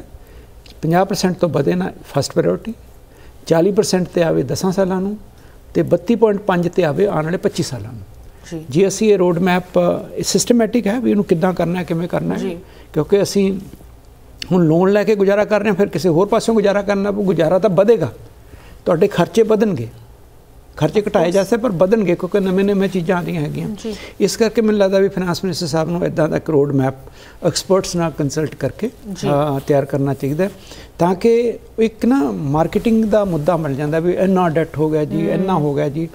ਉਸ ਡਿਸਕੋਰਸ ਨੂੰ ਪ੍ਰੋਡਕਟਿਵ ਪਾਸੇ ਲਾਉਣ ਲਈ ਗਵਰਨਮੈਂਟ ਨੂੰ ਰੋਡ ਮੈਪ ਤਿਆਰ ਕਰਨਾ ਪਏਗਾ, ਤੇ ਉਸ ਰੋਡ ਮੈਪ ਦੀ ਫਿਰ ਲੋਕਾਂ ਅੱਗੇ ਪੇਸ਼ ਕਰਨਾ ਪਏਗਾ ਵੀ ਅਸੀਂ ਹੁਣ ਆਹ ਅਚੀਵ ਕਰ ਲਿਆ, ਆਹ ਅਚੀਵ ਕਰ ਲਿਆ। ਗੱਲ ਕਹਿਣ ਨਾਲ ਨਹੀਂ ਬਣਨੀ ਕਿਉਂਕਿ ਲੋਕੀ ਤਾਂ ਜਵਾਬ ਮੰਗਦੇ ਆ। ਬਿਲਕੁਲ। ਇਸ ਕਰਕੇ 10 ਸਾਲਾਂ ਬਾਅਦ ਉਹ ਮਤਲਬ ਕਿ ਫਾਈਨਾਂਸ ਮਿਨਿਸਟਰ ਉਹਦੇ ਪਿੱਛੇ ਲੱਗਿਆ ਹੀ ਰਹੂਗਾ ਤਾਂ ਉਹ 40 ਤੇ ਆਏਗਾ, ਲੱਗਿਆ ਹੀ ਰਹੂਗਾ ਤਾਂ 32.5 ਤੇ ਆਏਗਾ। ਬਿਜ਼ਨਸ ਹੈ ਯੂਜੂਅਲ ਅਪਰੋਚ ਨਾਲ ਨਹੀਂ ਹੋਏਗਾ। ਜੀ ਪ੍ਰੋਫੈਸਰ, ਇਜ਼ ਇਟ ਫੇਅਰ ਅਗਰ ਮੈਂ ਦਰਸ਼ਕਾਂ ਲਈ ਇਸ ਚੀਜ਼ ਨੂੰ ਕੰਪੇਅਰ ਕਰਾਂ, ਅਗਰ ਇਹਨੂੰ ਅਸੀਂ ਵਾਂਸ ਅਗੇਨ ਓਵਰ ਸਿੰਪਲੀਫਾਈ ਕਰਨਾ ਹੋਏ ਕਿ ਜਦੋਂ ਤੁਸੀਂ ਆਪ ਦਾ ਆਪਣੇ ਜਿੱਦਾਂ ਹਾਊਸ ਹੋਲਡ ਬਜਟ ਮੈਨੇਜ ਕਰਦੇ ਹੋ, ਤੁਸੀਂ ਵੇਖਦੇ ਹੋ ਮੇਰੀ ਤਨਖਾਹ ਇੰਨੀ ਹੈ, ਮੇਰੇ ਖਰਚੇ ਇੰਨੇ ਹੈ। ਅਗਰ ਤੁਹਾਡੇ ਖਰਚੇ ਤੁਹਾਡੀ ਤਨਖਾਹ ਤੋਂ ਵੱਧ ਜਾਂ ਤੁਹਾਡਾ ਜੋ ਕ੍ਰੈਡਿਟ ਕਾਰਡ ਡੈਟ ਹੈਗਾ ਵੱਧ ਹੈਗਾ, then you are in trouble. ਭਾਵੇਂ ਉਹ ਓਵਰਨਾਈਟ ਤੁਸੀਂ ਨਹੀਂ ਕਰ ਸਕਦੇ, but you need a road map and you need a vision ਕਿ ਓਕੇ ਹੁਣ ਮੈਂ ਆਪਣਾ ਨਾ ਕਰਜ਼ਾ ਵਧਾਉਣਾ ਹੈ, ਲੇਕਿਨ ਮੈਂ ਬਾਕੀ ਚੀਜ਼ਾਂ ਉੱਤੇ ਪਰਹੇਜ਼ ਕਰਕੇ ਫਿਗਰ ਆਊਟ ਕਰਨਾ ਕਿ ਇਸ ਡੈਟ ਨੂੰ ਕਿਸ ਤਰ੍ਹਾਂ ਖਤਮ ਕੀਤਾ ਜਾਏ। ਇਹਦੇ ਬਾਰੇ ਜਦੋਂ ਅਸੀਂ ਸੋਚਦੇ ਹਾਂ ਪਬਲਿਕ ਡੈਟ ਤੋਂ ਬਾਅਦ ਕੀ ਅਗਲਾ ਏਰੀਆ ਹੈਗਾ ਜਿਹਦੇ ਉੱਤੇ ਫੋਕਸ ਕਰਨਾ ਚਾਹੀਦਾ ਹੈ? ਉਹ ਹੈ revenue deficit. Revenue deficit, revenue, ਹਾਂਜੀ ਹਾਂ। ਜਦੋਂ ਤੁਸੀਂ ਆਪ ਦਾ ਹਾਊਸ ਹੋਲਡ ਬਜਟ ਮੈਨੇਜ ਕਰਦੇ ਹੋ, ਸਭ ਤੋਂ ਪਹਿਲਾਂ ਤੁਸੀਂ ਦੇਖਦੇ ਹੋ ਪੈਸਾ ਕਿੰਨਾ ਆ ਰਿਹਾ ਹੈ, ਤੁਹਾਡੀ ਤਨਖਾਹ, ਤੁਹਾਡੀ ਰੈਵਨਿਊ ਕਿੱਥੇ, ਕਿੰਨਾ ਕੁ ਤੁਹਾਡਾ ਖਰਚੇਬਲ ਪੈਸਾ ਕਿੰਨਾ ਕੁ ਤੁਹਾਡੇ ਕੋਲ ਹੈਗਾ। ਦੂਜੀ ਚੀਜ਼ ਤੁਸੀਂ ਵੇਖਦੇ ਹੋ ਕਿ ਤੁਹਾਡੇ ਖਰਚੇ ਕਿੰਨੇ ਹੈ, ਕਿੱਥੇ ਤੁਹਾਡੀ ਨੀਡਡ ਖਰਚੇ ਹਨ, ਤੁਹਾਡਾ ਮੌਰਗੇਜ, ਤੁਹਾਡਾ ਰੈਂਟ, ਤੁਹਾਡੇ ਖਾਣ ਪੀਣ ਦਾ ਸਮਾਨ, ਐਂਡ ਕਿੱਥੇ ਕਿ ਤੁਹਾਡੇ ਅਵੋਇਡੇਬਲ ਐਕਸਪੈਂਸਿਸ ਹਨ, ਵੇਕੇਸ਼ਨਸ, ਡਿਨਰ ਆਊਟ, ਸਟਾਰਬਕਸ, ਚਾਹ ਪਾਣੀ, ਇੱਦਾਂ ਦੀ ਚੀਜ਼ਾਂ। ਫਿਰ ਤੁਸੀਂ ਦੇਖਦੇ ਹੋ ਕਿ ਕੀ ਤੁਹਾਡੇ ਕੋਲ ਰੈਮੀਡੀਜ਼ ਹਨ। ਅਗਰ ਤੁਹਾਡੇ ਖਰਚੇ, ਤੁਹਾਡੇ ਜੋ ਐਕਸਪੈਂਸਿਸ ਹਨ ਤੁਹਾਡੀ ਇਨਕਮ ਤੋਂ ਵੱਧ ਹੈ, ਤਾਂ ਤੁਸੀਂ ਬਜਟਿੰਗ ਕਰਦੇ ਹੋ, ਵੇਖਦੇ ਹੋ ਕਿ ਇੱਥੇ ਮੈਨੂੰ ਥੋੜ੍ਹਾ ਜਿਹਾ ਕੰਮ ਕਰਨਾ ਚਾਹੀਦਾ, ਇੱਥੇ ਥੋੜ੍ਹਾ ਜ਼ਿਆਦਾ ਕਰਨਾ ਚਾਹੀਦਾ ਹੈ। ਸੋ ਅਗਰ ਇਹੀ ਸੇਮ ਕਨਵਰਸੇਸ਼ਨ ਨੂੰ ਪੰਜਾਬ 'ਤੇ ਅਪਲਾਈ ਕੀਤਾ ਜਾਏ, ਭਾਵੇਂ ਉਹ ਇਕਨੋਮਿਕਸ ਕੰਪਲੀਕੇਟਡ ਜ਼ਰੂਰ ਹਨ, ਬਟ ਉਹ ਪ੍ਰਿੰਸੀਪਲਸ ਉਹੀ ਸਿੰਪਲ ਪ੍ਰਿੰਸੀਪਲਸ ਹੈਗੇ ਜੋ ਅਸੀਂ ਇੰਡੀਵਿਜੂਅਲ ਲੈਵਲ 'ਤੇ ਹਰ ਰੋਜ਼ ਪ੍ਰੈਕਟਿਸ ਕਰਦੇ ਹਾਂ। ਬਟ ਅਗਰ ਇਹਨਾਂ ਨੂੰ ਸਟੇਟ ਵਾਈਡ ਅਪਣਾਉਣਾ ਹੋਏ, ਕੀ ਅਪਰੋਚ ਸਾਨੂੰ ਅਪਣਾਉਣੀ ਚਾਹੀਦੀ ਹੈ ਜਾਂ ਉਮੀਦ ਰੱਖਣੀ ਚਾਹੀਦੀ ਹੈ ਕਿ ਸਾਡੇ ਲੀਡਰਸ ਅਪਣਾਉਣ? ਇਹਨਾਂ ਉੱਤੇ ਥੋੜ੍ਹੇ ਜਿਹੇ ਆਪ ਦੇ ਸੋਲਿਊਸ਼ਨਸ ਸਾਡੇ ਨਾਲ ਅੱਜ ਸ਼ੇਅਰ ਕਰ ਰਹੇ ਸਾਡੇ ਸ਼ਾਮ ਦੇ ਗੈਸਟ ਪ੍ਰੋਫੈਸਰ BS ਘੁੰਮਣ ਜੀ। ਪ੍ਰੋਫੈਸਰ, ਅਸੀਂ ਪਬਲਿਕ ਡੈਟ ਦੀ ਗੱਲ ਕੀਤੀ, ਤੁਸੀਂ ਸਾਨੂੰ ਪ੍ਰੋਗਰਾਮ ਦੀ ਸ਼ੁਰੂਆਤ 'ਚ ਦੱਸਿਆ ਕਿ 3 ਸਪੈਸੀਫਿਕ ਏਰੀਆਜ਼ ਹਨ। ਪਹਿਲਾ ਪਬਲਿਕ ਡੈਟ, ਫਿਰ ਰੈਵਨਿਊ ਡੈਫਿਸਿਟ ਐਂਡ ਅਖੀਰ 'ਚ ਫਿਸਕਲ ਡੈਫਿਸਿਟ। ਹੁਣ ਰੈਵਨਿਊ ਡੈਫਿਸਿਟ ਦੀ ਜਦੋਂ ਗੱਲ ਆਉਂਦੀ ਹੈ, ਸਭ ਤੋਂ ਪਹਿਲੇ ਤਾਂ ਜੋ ਤੁਹਾਡੇ ਵਰਗੇ ਇਕਨੋਮਿਕਸ ਵਿੱਚ ਮਾਹਿਰਤਾ ਨਹੀਂ ਰੱਖਦੇ, ਉਹਨਾਂ ਨੂੰ ਅਗਰ ਤੁਸੀਂ ਰੈਵਨਿਊ ਡੈਫਿਸਿਟ ਸਮਝਾਉਣਾ ਹੋਏ, ਕਿਸ ਤਰ੍ਹਾਂ ਤੁਸੀਂ ਐਕਸਪਲੇਨ ਕਰੋਗੇ? ਇਹ ਤੁਸੀਂ ਉਹਨਾਂ ਨੂੰ ਮਤਲਬ ਕਿ ਆਲਰੇਡੀ ਸਮਝਾ ਚੁੱਕੇ ਹੋ। ਇੱਕ ਹਾਊਸ ਹੋਲਡ ਦੀ ਆਪਾਂ ਐਗਜ਼ਾਮਪਲ ਲੈ ਲੈਂਦੇ ਹਾਂ ਵੀ ਹਾਊਸ ਹੋਲਡ ਨੇ ਆਪਣੀ ਡੇ ਟੂ ਡੇ ਫੰਕਸ਼ਨਿੰਗ ਕਰਨੀ ਹੈ, ਰੋਜ਼ਮਰਾ ਦੇ ਖਰਚੇ ਦੇਖਣੇ ਆ ਅਤੇ ਰੋਜ਼ਮਰਾ ਦੀ ਆਪਣੀ ਆਮਦਨ ਦੇਖਣੀ ਹੈ। ਜਦੋਂ ਦੋਨੋਂ ਬੈਲੈਂਸ ਹੋਣ ਤਾਂ ਰੈਵਨਿਊ ਡੈਫਿਸਿਟ 0 ਹੈਗਾ। ਜੇ ਤੁਹਾਡੇ ਰੋਜ਼ ਦੇ ਖਰਚੇ ਤੁਹਾਡੀ ਰੋਜ਼ ਦੀ ਇਨਕਮ ਨਾਲ ਵੱਧ ਜਾਂਦੇ ਆ ਤਾਂ ਤੁਸੀਂ ਡੈਫਿਸਿਟ 'ਚ ਹੈਗੇ। ਇਸ ਕਰਕੇ ਜੇ ਅਸੀਂ ਇਹਨੂੰ ਇੱਕ ਸਟੇਟ 'ਤੇ ਅਪਲਾਈ ਕਰੀਏ ਤਾਂ ਜਿਹੜਾ ਰੈਵਨਿਊ ਡੈਫਿਸਿਟ ਹੁੰਦਾ ਹੈ ਉਹ ਹੈਗਾ difference between revenue expenditure and revenue receipts. ਵੀ ਸਰਕਾਰ ਨੇ ਕਿੰਨਾ ਰੈਵਨਿਊ ਰਿਸੀਪਟਸ ਆਈਆਂ ਅਤੇ ਕਿੰਨਾ ਸਰਕਾਰ ਨੇ ਰੈਵਨਿਊ ਐਕਸਪੈਂਡੀਚਰ ਕੀਤਾ। Ideally speaking it should be 0, difference should be 0। ਵੀ ਜਿੱਦਾਂ ਤੁਸੀਂ ਗੱਲ ਕੀਤੀ ਸੀ ਵੀ ਤੁਹਾਡੇ ਖਰਚੇ ਮੈਂ ਕਿ ਚਾਦਰ ਵੇਖ ਕੇ ਪੈਰ ਪਸਾਰਨਾ, ਆਪਣੇ ਖਰਚੇ ਉਨੇ ਕਰੋ ਜਿੰਨੇ ਕੁ ਤੁਸੀਂ ਅਫੋਰਡ ਕਰ ਸਕਦੇ ਹੋ। ਆਪਣੇ ਡੇ ਟੂ ਡੇ ਖਰਚਿਆਂ ਲਈ ਜੇ ਤੁਸੀਂ ਕਰਜ਼ਾ ਲੈਣਾ ਸ਼ੁਰੂ ਕਰ ਦੋਗੇ, ਜੇ ਤੁਹਾਡਾ ਕ੍ਰੈਡਿਟ ਕਾਰਡ ਲਿਮਿਟ ਐਕਸੀਡ ਕਰ ਰਿਹਾ, then you are in trouble. Same is for state. ਵੀ ਜੇ ਸਟੇਟ ਦੇ ਰੋਜ਼ਾਨਾ ਦੇ ਖਰਚੇ ਹੈ ਉਹ ਸਟੇਟ ਇੱਦਾਂ ਮੈਨੇਜ ਕਰੇ ਵੀ ਰੋਜ਼ਾਨਾ ਦੀ ਰੈਵਨਿਊ ਦੇ ਵਿੱਚੋਂ ਉਹ ਪੂਰੇ ਹੋ ਜਾਣ। ਇਸ ਕਰਕੇ ਡਿਫਰੈਂਸ ਉਹਨਾਂ 'ਚ ਜ਼ੀਰੋ ਹੋਣਾ ਚਾਹੀਦਾ ਹੈ ਨਾ, revenue deficit should be zero. ਪਰ ਅੱਜ ਦੀ ਘੜੀ ਦੇ ਵਿੱਚ ਇਹ 3.16% ਹੈਗਾ ਆਫ ਸਟੇਟ ਇਨਕਮ, ਜੋ ਕਿ ਜ਼ੀਰੋ ਹੋਣਾ ਚਾਹੀਦਾ। ਤੇ ਇੱਕ ਹਰੇਕ 5 ਸਾਲ ਬਾਅਦ ਨਾ ਫਾਈਨਾਂਸ ਕਮਿਸ਼ਨ ਸੈਟਅਪ ਕਰਦੀ ਹੈ ਗਵਰਨਮੈਂਟ ਆਫ ਇੰਡੀਆ, ਜਿਹਦੇ ਰਾਹੀਂ ਪੈਸਾ ਸੈਂਟਰ ਤੋਂ ਸਟੇਟਸ ਨੂੰ ਟਰਾਂਸਫਰ ਹੁੰਦਾ ਹੈਗਾ। ਉਹ ਜਦੋਂ 13ਵਾਂ, ਹੁਣ ਤਾਂ ਕਾਫੀ ਅੱਗੇ ਲੰਘ ਗਿਆ, 13ਵਾਂ ਫਾਈਨਾਂਸ ਕਮਿਸ਼ਨ ਸੀ, ਉਹ ਇਹ ਕਹਿੰਦਾ ਸੀਗਾ ਵੀ ਜਿਹੜਾ ਜ਼ੀਰੋ ਟਾਰਗੇਟ ਹੈ ਨਾ ਉਹ 2014-15 ਤੱਕ ਅਚੀਵ ਹੋ ਜਾਣਾ ਚਾਹੀਦਾ ਸੀਗਾ। ਅਸੀਂ ਨਹੀਂ ਅਚੀਵ ਕਰ ਸਕੇ। ਇਸ ਕਰਕੇ ਫਿਰ ਮੈਂ ਮੇਰੀ ਗੁਜ਼ਾਰਿਸ਼ ਇਹੀ ਹੈ ਫਾਈਨਾਂਸ ਮਿਨਿਸਟਰ ਸਾਹਿਬ ਨੂੰ ਵੀ ਅਸੀਂ ਕਿਸੇ ਨਾ ਕਿਸੇ ਤਰ੍ਹਾਂ ਇਹ ਜਿਹੜਾ ਮਤਲਬ ਕਿ ਰੈਵਨਿਊ ਬਜਟ ਹੈਗਾ ਡੈਫਿਸਿਟ ਹੈ, ਇਸ ਨੂੰ ਸਟੇਟ ਇਨਕਮ ਦਾ ਅਤੇ ਰੇਸ਼ੋ ਨੂੰ ਜ਼ੀਰੋ 'ਤੇ ਲਾਈਏ। ਜੇ ਅਸੀਂ ਲਾਏ ਤਾਂ ਘੱਟੋ ਘੱਟ ਰੋਜ਼ ਦਾ ਖਰਚਾ ਅਸੀਂ ਰੋਜ਼ ਦੀ ਇਨਕਮ ਤੋਂ ਕਰ ਸਕਦੇ ਹਾਂ। ਸਾਨੂੰ ਉਹਦੇ ਲਈ ਸ਼ਾਹੂਕਾਰ ਕੋਲੇ ਜਾਣ ਦੀ ਲੋੜ ਨਹੀਂ, ਸਾਨੂੰ ਉਹਦੇ ਕੋਲੇ ਬੈਂਕ ਜਾਣ ਦੀ ਲੋੜ ਨਹੀਂ, ਉਹ ਸਾਡਾ ਉਹਦੇ ਨਾਲ ਮੀਟ ਹੋ ਸਕਦਾ। ਜੇ ਨਹੀਂ ਮੀਟ ਹੋ ਰਿਹਾ then in the long run we are inviting trouble. ਜੀ ਜੀ ਪ੍ਰੋਫੈਸਰ, ਆਫ ਕੋਰਸ ਜਿਸ ਤਰ੍ਹਾਂ ਤੁਸੀਂ ਪਹਿਲੇ ਵੀ ਜ਼ਿਕਰ ਕੀਤਾ, ਇਹ ਡੈਟ ਤਾਂ ਓਵਰਨਾਈਟ ਇਨਕਰ ਨਹੀਂ ਹੋਈ, ਨਾ ਇਹ ਓਵਰਨਾਈਟ ਅਸੀਂ ਮਿਟਾ ਸਕਦੇ ਹਾਂ। ਸੋ ਅਗਰ ਜੋ ਤੁਸੀਂ ਇਸ ਪ੍ਰੀਵੀਅਸਲੀ ਡਿਸਾਈਡਡ ਗੋਲ ਬਾਰੇ ਗੱਲ ਕੀਤਾ ਕਿ 2015-16 ਤੱਕ ਇਹ ਕੋਸ਼ਿਸ਼ ਸੀਗੀ ਜਾਂ ਪਲਾਨ ਸੀ ਅਚੀਵ ਕਰਨ ਲਈ, ਹੁਣ ਅਸੀਂ ਆਲਮੋਸਟ 10 ਸਾਲ ਉਸ ਤੋਂ ਵੀ ਵੱਧ ਆ ਗਏ ਹਾਂ। ਵਨਸ ਅਗੇਨ ਹਾਈਪੋਥੈਟਿਕਲੀ ਸਪੀਕਿੰਗ, ਅਗਰ ਅਸੀਂ ਸਹੀ ਸਟ੍ਰੈਟਜੀਜ਼ ਅੱਜ ਵੀ ਇੰਪਲੀਮੈਂਟ ਕਰਨੀ ਸ਼ੁਰੂ ਕਰ ਦਈਏ, ਕਿੰਨੇ ਕੁ ਸਾਲ ਤੁਹਾਡੇ ਖਿਆਲ 'ਚ ਲੱਗਣਗੇ ਸਾਨੂੰ ਉਸ ਜ਼ੀਰੋ ਤੱਕ ਪਹੁੰਚਣ ਲਈ ਕਿ ਸਾਡੀ ਡੈਫਿਸਿਟ ਦਾ ਲੈਵਲ ਬਿਲਕੁਲ ਜ਼ੀਰੋ ਹੋਏ? ਉਹਦੇ ਲਈ ਟਾਈਮ ਲੱਗੇਗਾ, ਕਿਉਂਕਿ ਟਾਈਮ ਦਾ ਫਰੇਮਵਰਕ ਇੱਕਦਮ ਪ੍ਰਪੋਜ਼ ਨਹੀਂ ਕੀਤਾ ਜਾ ਸਕਦਾ, ਪਰ ਇਹ ਓਵਰਨਾਈਟ ਨਹੀਂ ਹੋ ਸਕਦਾ। ਉਹਦੇ ਲਈ ਸਾਨੂੰ ਇੱਕ ਨਾ ਟਰਮ ਹੈਗਾ ਕਮਿਟਡ ਐਕਸਪੈਂਡੀਚਰ। ਉਹ ਐਕਸਪੈਂਡੀਚਰ ਜਿਹਦੇ ਬਿਨਾਂ ਮਤਲਬ ਕਿ ਤੁਹਾਡਾ ਗੁਜ਼ਾਰਾ ਹੀ ਨਹੀਂ ਹੁੰਦਾ, ਉਹ ਗਵਰਨਮੈਂਟ ਦਾ ਮਤਲਬ ਕਿ ਕਾਫੀ ਹੈਗਾ। ਹੁਣ ਉਹ 'ਚ ਇੰਪਲਾਈ ਦੀ ਸੈਲਰੀ ਆ ਜਾਂਦੀ ਹੈ, ਵੇਜਸ ਆ ਜਾਂਦੀਆਂ, ਰਿਟਾਇਰਮੈਂਟ ਬੈਨੀਫਿਟਸ ਆ ਜਾਂਦੇ ਹੈ, ਅਤੇ ਇੰਟਰਸਟ ਜਿਹੜਾ ਤੁਸੀਂ ਲੋਨ ਲਿਆ ਉਹ 'ਤੇ ਇੰਟਰਸਟ ਕਰਜ਼ਾ ਲਿਆ ਉਹ 'ਤੇ ਇੰਟਰਸਟ ਪੇ ਕਰਨਾ, ਇਹ ਆਲਰੇਡੀ ਕਮਿਟ ਕੀਤੀ ਜਾਂਦੀ ਹੁੰਦੀ ਹੈ ਗਵਰਨਮੈਂਟ ਨੇ, ਹੈ ਨਾ। ਇਹ 'ਚ ਵਾਧਾ ਹੋ ਰਿਹਾ। ਕਿਸੇ ਨਾ ਕਿਸੇ ਤਰ੍ਹਾਂ ਗਵਰਨਮੈਂਟ ਨੂੰ ਇਹਨਾਂ 'ਤੇ ਕੰਟਰੋਲ ਕਰਨਾ ਚਾਹੀਦਾ। ਸਾਰਿਆਂ ਨਾਲੋਂ ਸੌਫਟ ਮਤਲਬ ਕਿ ਟਾਰਗੇਟ ਇੰਟਰਸਟ ਵਾਲਾ ਹੈਗਾ, ਕਿਉਂਕਿ ਸੈਲਰੀ ਤੁਹਾਨੂੰ ਦੇਣੀ ਪੈਣੀ ਹੈ, ਉਹ ਵਧੇਗੀ, ਵੇਜਸ ਦੇਣੀਆਂ ਪੈਣੀਆਂ ਵਧਣਗੀਆਂ, ਰਿਟਾਇਰਮੈਂਟ ਬੈਨੀਫਿਟ ਵੀ ਵਧਣਗੇ। ਇਸ ਕਰਕੇ ਸਾਨੂੰ ਉਹ ਪਬਲਿਕ ਡੈਟ ਵੱਲ ਫਿਰ ਝਾਤੀ ਮਾਰਨੀ ਪਏਗੀ ਵੀ ਪਬਲਿਕ ਡੈਟ ਕਿਸੇ ਨਾ ਕਿਸੇ ਤਰ੍ਹਾਂ ਘਟਾਈਏ ਤਾਂ ਕਿ ਇੰਟਰਸਟ ਦੀ ਲਾਇਬਿਲਿਟੀ ਵੀ ਘਟੇ। ਜੇ ਅਸੀਂ ਉੱਦਾਂ ਹੀ ਰੋਡ ਮੈਪ ਬਣਾ ਲਈਏ, ਮਤਲਬ ਕਿ ਇਹ ਤਾਂ ਮਤਲਬ ਕਿ ਜ਼ੀਰੋ ਤਾਂ ਅਸੀਂ 5-10 ਸਾਲਾਂ 'ਚ ਲਿਆ ਸਕਦੇ ਹਾਂ, ਪਰ ਰੋਡ ਮੈਪ ਨਾਲ ਆਏਗਾ, ਈਅਰਲੀ ਟਾਰਗੇਟ ਨਾਲ ਆਏਗਾ। ਇੱਕਦਮ ਜੰਪ ਨਹੀਂ ਕਰ ਸਕਦੇ ਤੁਸੀਂ। ਯੂ ਕੈਂਟ ਫਰੋਮ 3.3% ਤੋਂ ਤੁਸੀਂ ਇੱਕਦਮ ਜ਼ੀਰੋ 'ਤੇ ਨਹੀਂ ਆਏ, ਫੇਜ਼ਸ ਵਾਈਜ਼। ਜੇ ਤੁਸੀਂ ਅਬਰਪਟਲੀ ਕਰੋਗੇ ਤਾਂ ਸਿਸਟਮ ਦੇ ਉੱਤੇ ਉਹ ਅਸਰ ਪੈਂਦਾ ਜਿਹਨੂੰ ਫਿਰ ਨਿਊਟਰਲਾਈਜ਼ ਨਹੀਂ ਤੁਸੀਂ ਕਰ ਸਕਦੇ। ਇਸ ਕਰਕੇ ਜਿੱਦਾਂ ਅਸੀਂ ਬੋਡੀ ਨੂੰ ਮਤਲਬ ਕਿ ਡੀਲ ਕਰਦੇ ਹਾਂ ਵੀ ਉਹਨੂੰ ਕੋਈ ਹਾਈ ਡੋਜ਼ ਨਹੀਂ ਦੇ ਸਕਦੇ, ਕੋਈ ਐਂਟੀਬਾਇਓਟਿਕ ਇੰਨੀ ਹਾਈ ਨਹੀਂ ਦੇ ਸਕਦੇ। ਇਸ ਕਰਕੇ ਸਾਨੂੰ ਗ੍ਰੈਜੂਅਲੀ, ਪਰ ਇੱਕ ਵਾਰੀ ਬਸ ਤੁਹਾਡੀ ਉਹਦੇ ਨਾਲ ਲਿਵ ਲੱਗ ਜੇ ਮੈਂ ਕਰਨੀ ਹੈ, ਇੱਕ ਵਾਰੀ ਤੁਹਾਡਾ ਮਤਲਬ ਕਿ ਟਾਰਗੇਟ ਬਣ ਜੇ, ਫਿਰ ਹੋ ਜਾਂਦਾ, ਅਚੀਵ ਹੋ ਜਾਏਗਾ। I mean it's really ਇੱਕ ਹੌਸਲਾ ਵੱਧਦਾ ਹੈ ਸੁਣ ਕੇ ਕਿ ਅਗਰ ਸਹੀ ਅਪਰੋਚ ਅਪਣਾਈ ਜਾਏ, ਇਹ ਕੋਈ ਇੰਨਾ ਇੰਪੋਸੀਬਲ ਟਾਸਕ ਨਹੀਂ ਹੈਗਾ। ਇਨਫੈਕਟ 5-10 ਸਾਲਾਂ ਦੇ ਵਿੱਚ ਵੀ ਇਹ ਅਕੰਪਲਿਸ਼ ਕੀਤਾ ਜਾ ਸਕਦਾ ਹੈ ਕਿ ਰੈਵਨਿਊ ਡੈਫਿਸਿਟ ਨੂੰ 0% ਪੁਆਇੰਟ 'ਤੇ ਲੈ ਕੇ ਆਇਆ ਜਾਏ। ਪ੍ਰੋਫੈਸਰ, ਤੁਸੀਂ ਅਖੀਰ ਦੇ ਵਿੱਚ ਫਿਸਕਲ ਡੈਫਿਸਿਟ ਦਾ ਵੀ ਜ਼ਿਕਰ ਕੀਤਾ, ਐਂਡ ਖਾਸ ਕਰਕੇ ਜਦੋਂ ਅਸੀਂ ਪਬਲਿਕ ਡੈਟ ਤੋਂ ਰੈਵਨਿਊ ਡੈਫਿਸਿਟ ਤੱਕ ਆਉਂਦੇ ਹਾਂ, ਇੱਥੇ ਜ਼ਰੂਰ ਮੈਂ ਤੁਹਾਡੇ ਤੋਂ ਪੁੱਛਣਾ ਚਾਹਾਂਗੀ ਕਿ ਸਪੈਸੀਫਿਕਲੀ ਜਦੋਂ ਤੁਸੀਂ ਇਨ ਚੀਜ਼ਾਂ ਨੂੰ ਐਡਰੈਸ ਕਰਦੇ ਹੋ, ਇਸ ਹੀ ਆਰਡਰ ਦੇ ਵਿੱਚ ਕਿਉਂ ਇਹਨਾਂ ਨੂੰ ਡਿਸਕਸ ਕੀਤਾ ਜਾਂਦਾ ਹੈ? ਪਹਿਲੇ ਪਬਲਿਕ ਡੈਟ, ਫਿਰ ਰੈਵਨਿਊ, ਫਿਰ ਫਿਸਕਲ ਡੈਫਿਸਿਟ। ਇੱਦਾਂ ਵੀ ਜਿਹੜਾ ਫਿਸਕਲ ਡੈਫਿਸਿਟ ਦੀ ਜਦੋਂ ਅਸੀਂ ਗੱਲ ਕਰਦੇ ਹਾਂ, ਇਹ ਸਰਕਾਰ ਦਾ ਓਵਰਆਲ ਰੈਵਨਿਊ ਅਤੇ ਓਵਰਆਲ ਐਕਸਪੈਂਡੀਚਰ ਆ ਜਾਂਦਾ। ਉਹ 'ਚ ਅਸੀਂ ਰੈਵਨਿਊ ਕਿਹਾ ਸੀਗਾ, ਰੈਵਨਿਊ ਰਿਸੀਵਟਸ ਹੈ, ਰੈਵਨਿਊ ਐਕਸਪੈਂਡੀਚਰ। ਇੱਕ ਕੈਪੀਟਲ ਰਿਸੀਵਟਸ ਹੁੰਦੀਆਂ, ਇੱਕ ਕੈਪੀਟਲ ਐਕਸਪੈਂਡੀਚਰ ਹੁੰਦਾ ਜਿਹੜਾ ਡਿਵੈਲਪਮੈਂਟ ਦੇ ਨਾਲ ਲਿੰਕਡ ਹੁੰਦਾ। ਉਹ 'ਚ ਸਾਡਾ ਕੋਈ ਜ਼ਿਕਰ ਨਹੀਂ ਸੀਗਾ। ਉਹ ਸੀਗਾ ਵੀ ਡੇ ਟੂ ਡੇ, ਉਹ 'ਚ ਇਨਵੈਸਟਮੈਂਟ ਦੀ ਕੋਈ ਗੱਲ ਨਹੀਂ ਸੀਗੀ। ਉਹਨੇ ਫਾਰਮਰ ਨੇ ਟਰੈਕਟਰ ਨਹੀਂ ਸੀ ਖਰੀਦਣਾ ਉੱਥੇ, ਉਹਨੇ ਸਿਰਫ ਆਪਣੇ ਆਈ ਚਲਾਈ, ਮਤਲਬ ਕਿ ਰੋਜ਼ ਦਾ ਖਰਚੇ ਕਰਨੇ ਸੀਗੇ।